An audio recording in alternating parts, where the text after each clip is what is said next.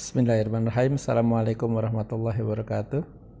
Para peserta latihan kadar HMI yang berbahagia dan membanggakan, saya Profesor Aidul Fitri Syada Ajhari, guru besar pada Fakultas Hukum Universitas Muhammadiyah Surakarta, dan pada saat ini menjabat juga sebagai anggota Komisi Yudisial Republik Indonesia, akan memberikan materi yang berkaitan dengan demokrasi dan demokrasi. Dua hal yang bisa disatukan atau bisa terintegrasi, tapi juga seringkali terpisah. Pertama kali saya ingin menjelaskan dari segi konstitusi, dari segi aturan hukum di dalam konstitusi. Di dalam pasal 1 ayat 3, ayat 2 disebutkan bahwa Indonesia adalah negara kedaulatan berada di tangan rakyat dan dilaksanakan menurut Undang-Undang Dasar.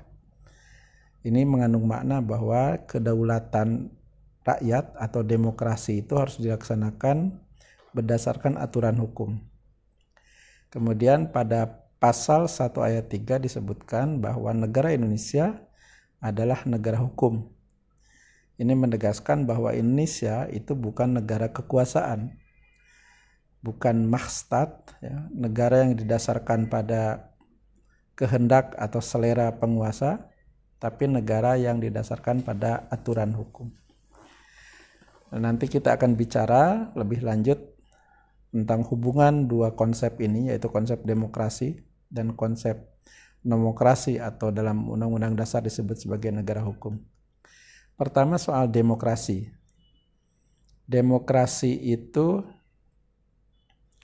didasarkan pada konsep kebebasan. Intinya adalah kebebasan. Nah, ada dua macam kebebasan atau freedom. Ada yang bersifat negatif, dan ada yang bersifat positif. Kebebasan yang bersifat negatif itu intinya adalah kebebasan untuk tidak dipengaruhi atau tidak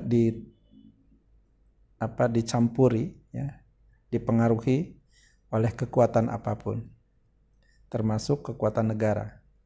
Ini kemudian dirumuskan dalam bentuk kebebasan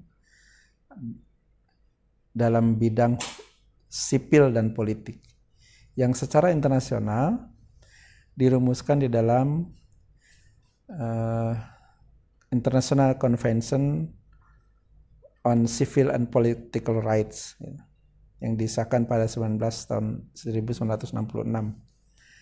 Nah, di dalam model kebebasan negatif ini, negara tidak boleh turut campur. Misalnya, dalam bidang politik, negara tidak boleh mencampuri hak warga negara atau kebebasan warga negara untuk memilih partai yang mana, atau memilih kandidat yang mana. Negara harus berlepas tangan dan membiarkan rakyat atau warga menentukan pilihan politiknya. Itu dalam hak politik. Dalam hak sipil misalnya hak untuk menikah, right to marriage. Negara tidak boleh mencampuri urusan pribadi seseorang untuk menikah dengan siapapun. Dan itu dasarnya adalah didasarkan pada kebebasan dan pada persetujuan di antara pasangan. Di dalam kebebasan yang lain, misalnya kebebasan untuk berkomunikasi, negara tidak boleh mengatur kepada siapa seseorang berkomunikasi dengan yang, termasuk misalnya kebebasan untuk bepergian. Nah, semua ini diatur dalam hak sipil dan politik atau disebut hak sipol. Dan kita sudah meratifikasi di dalam Undang-Undang nomor 12 tahun 2005. Jadi ratifikasi terhadap International Covenant on Civil and Political Rights. Kemudian kedua, demokrasi dalam pengertian atau yang didasarkan pada kebebasan yang bersifat positif. Nah, kebebasan yang bersifat positif ini berbeda dengan kebebasan yang bersifat negatif.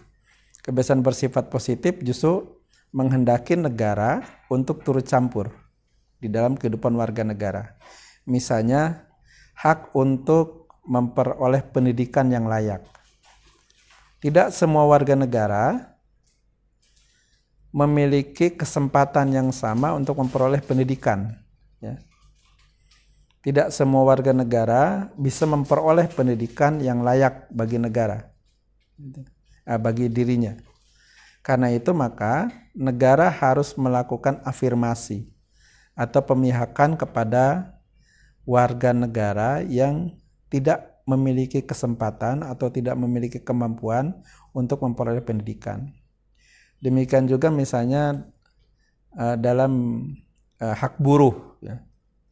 Hak buruh itu, posisi buruh tentu lebih lemah dibandingkan dengan pengusaha atau penguasa modal. Nah karena itu maka negara harus membantu atau setidaknya negara mengafirmasi ya, posisi buruh agar setara dengan pihak pengusaha. Nah yang lebih krusial lagi misalnya hak anak dan perempuan.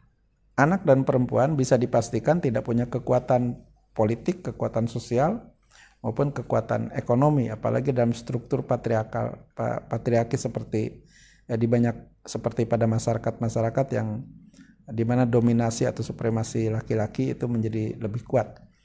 Nah, anak dan perempuan itu, terutama anak, ya, dia harus memperoleh perlindungan dari negara. Jadi negara harus berpihak, harus turut campur. Maka misalnya negara harus menyediakan termasuk kepada perempuan, ya, misalnya dalam kesehatan reproduksi. Ya. Negara harus menyediakan program-program yang menjamin kesehatan reproduksi perempuan dan termasuk juga dalam kaitan dengan anak. Gitu.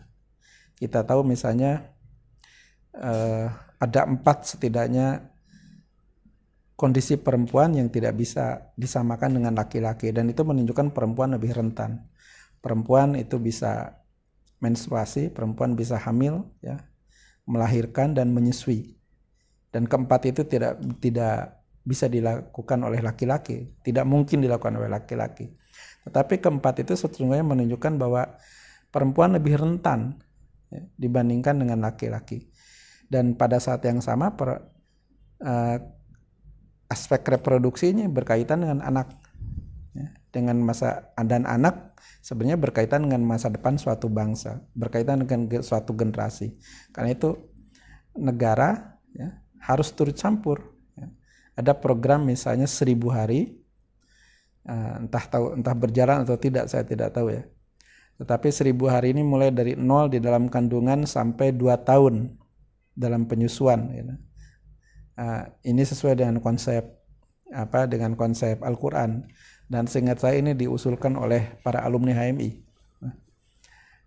Nah, konsep 1000 hari ini, ya, golden time begitu, ini menjadi penting untuk menjaga kesehatan reproduksi ibu sekaligus menjaga kesehatan anak dan itu harus turut campur negara.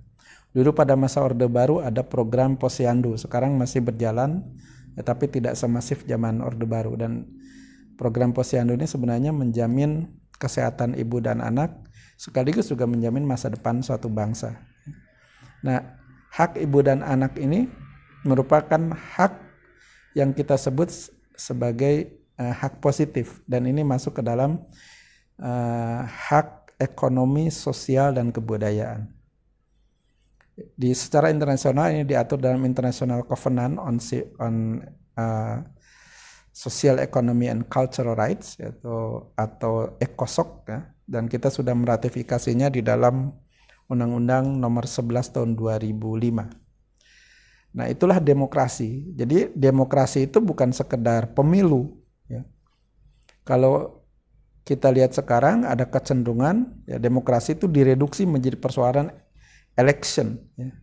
Maka demokrasi seperti ini, demokrasi pemilihan ini demokrasi yang sebenarnya sangat minimal dan demokrasi yang liberal dalam pengertian ya. Pada masyarakat, pada negara liberal memang negara itu tidak boleh turut campur di dalam kehidupan ekonomi.